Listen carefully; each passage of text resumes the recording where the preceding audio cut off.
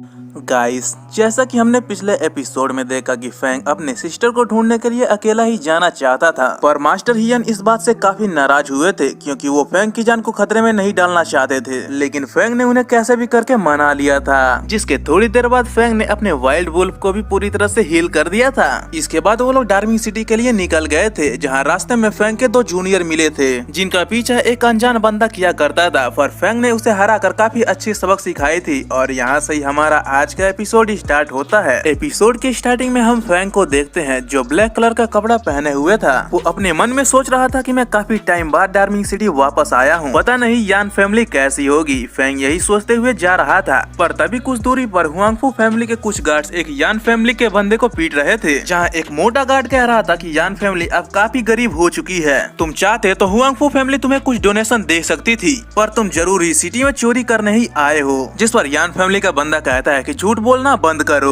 जिस पर दूसरा बंदा कहता है कि आखिर तुम्हारे अंदर किस बात की गर्मी है, क्योंकि तुम्हारे फैमिली में तो यान किंगलिंग और फैंग तो क्रिमिनल बन चुके हैं, इसलिए तुम्हारी फैमिली पहले जैसा नहीं रहा कि तुम मुझ पर सवाल उठा सको। तुम्हारी फैमिली अब गरीब और लाचार हो चुकी है। ये बोलकर वो बंदे हंसने लगते हैं, जिसके बाद वो मोटा गार्ड कहने लगता है कि चलो आज मैं यान फैमिली की कुछ मदद कर देता हूँ, मैं उस फैमिली के चोर को ही साफ कर देता हूँ। जिसके बाद वो मोटा आदमी उस बंदे पर हमला करने वाला ही था, पर उसी वक्त फैंग अपने वाइल्ड वुल्फ से उन तीनों पर अटैक कर उन्हें पीछे कर देता है। जिसके बाद फैंग उस बंदे के पास जाता है, पर वो बंदा फैंग को थैंक्स बोलने के बजाय उस पर ही चिल्लाते हुए कहता है कि तुम कौन हो, तुम जानते नहीं कि तुमने ये सब करके यान फैमिली की मुसीबतें और ज्यादा बढ़ा दी हैं। तब फैंग बताता है कि डरो मत, मैं यान फैमिली का यंग मास्टर हूँ। इतना बोलकर फैंग उस बंदे को अपना चेहरा दिखाता है। सीन कट होता है और हम फैंग को उस बंदे के साथ देखते हैं, जहाँ वो बंदा फैंग को सिटी के बाहर ले जा रहा था, जिसे देखकर फैंग पूछता है कि तुम मुझे कहाँ ले जा रहे हो। हम तो सिटी के बाहर की तरफ जा रहे हैं। तब वो बंदा बताता है कि आपको मालूम नहीं, पर यान फैमिली बहुत टाइम पहले ही सिटी के बाहर शिफ्ट हो गई थी। सीन कट होता है और हम फैंग को यान किंग लांग के पास देखते हैं, जो फैंग को देखकर काफी खुश हो गई थी। वो कहती है कि फैंग फाइनली तुम वापस आ ही गए। तब फैंग कहता है कि मैं यहाँ पे किसी को ढूंढने आया था, पर यहाँ की हालत को देखकर तो लग रहा है कि हम दोनों को ही हुआंगफू फैमिली ढूंढ रहा है। लेकिन ये सब कैसे हुआ और हमारे यान फैमिली के साथ क्या हुआ। तब यान किंग लांग बताती है कि जब तुम यहाँ से चले गए थे, तब हुआंगफू फैमिली ने दक्षिण के एल्केमिस्ट एसोसिएशन को ज्वाइन कर लिया था, जिसके बाद उन्होंने यान फैमिली के बिजनेस को धीरे धीरे करके पूरी तरह से डिस्ट्रॉय कर दिया।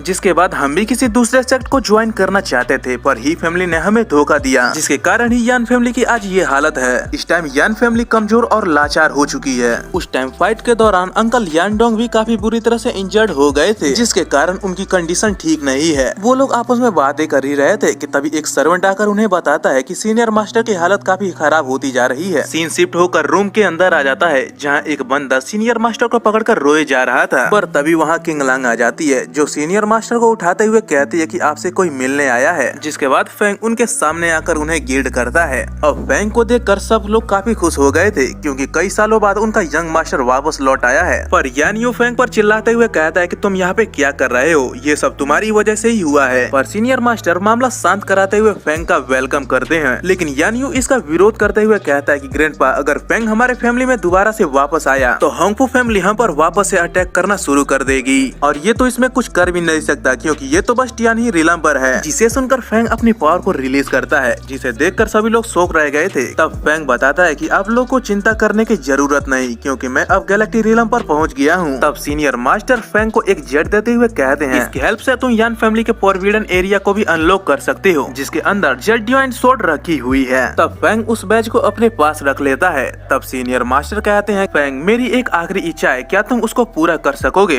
पर उसी वक्त मास्टर की हालत खराब हो जाती है। तब फैंग कहता है कि आपने मुझे कंपटीशन में पार्टिसिपेट करने का चांस दिया था, इसलिए मैं आपकी इच्छा को जरूर पूरा करूंगा। इसके बाद फैंग वहाँ खड़े सभी लोगों से कहता है कि अभी हमारी सबसे बड़ी प्रॉब्लम हुआंगफू फैमिली का लीडर होंगफू लियांग है, इसलिए मैं उसे सिटी से बाहर ले आऊंगा, पर जैसे ही ऐसा हो तुम सब मिलकर मेसर पर अटैक कर देना, और ये सब आज रात ही होगा, क्योंकि यान फैमिली दोबारा से डार्मिंग सिटी लौटेगी, वो भी सही सलामत। हो सकता है कि मैं इसमें मारा जाऊं, पर जो यान फैमिली का है वो उसी का ही रहेगा। इस बात को सुनकर सभी लोग इस काम के लिए रेडी हो जाते हैं, क्योंकि वो भी अब डर डर के नहीं रहना चाहते थे। इस सीन को देखकर ग्रैंड मास्टर काफी खुश हुए थे। नेक्स्ट सीन में हम एक आदमी को देखते हैं, जो दुश्मन को यान फैमिली के सारी चाल के बारे में बता रहा था, पर ये सब फैंग का वाइल्ड वुल्फ भी देख रहा था, जिसके जरिए फैंग को भी इस आस्तीन के सांप के बारे में पता चल जाता है, जिसे देखकर फैंग कहता है कि मुझे नहीं लगा था कि इतने बर्बाद फैमिली में भी कोई गद्दार होगा। सीन शिफ्ट होकर रात के टाइम पे आ जाता है, जहाँ जहाँ फेंग हुआंगफू फैमिली के गार्ड्स को मार रहा था।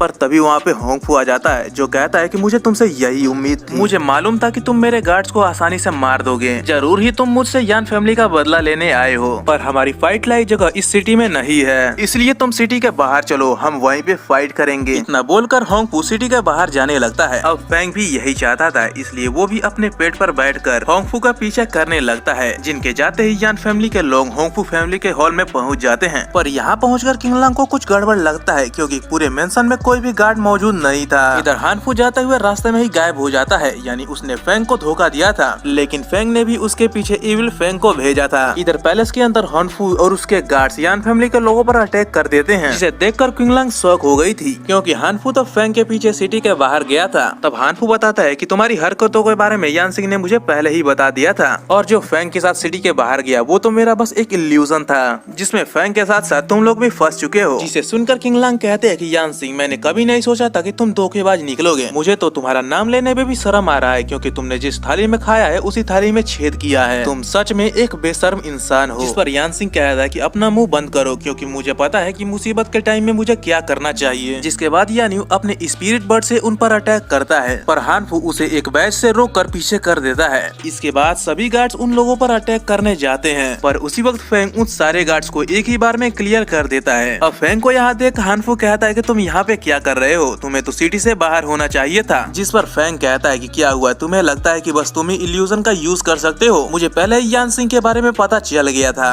लेकिन आज मैं यान फैमिली के हर एक हिसाब को बराबर करूंगा। और यहाँ से ही हमारा आज का एपिसोड समाप्त होता है। तो मिलते हैं किसी और वीडियो में, तब तक के लिए बाय बाय, टाटा।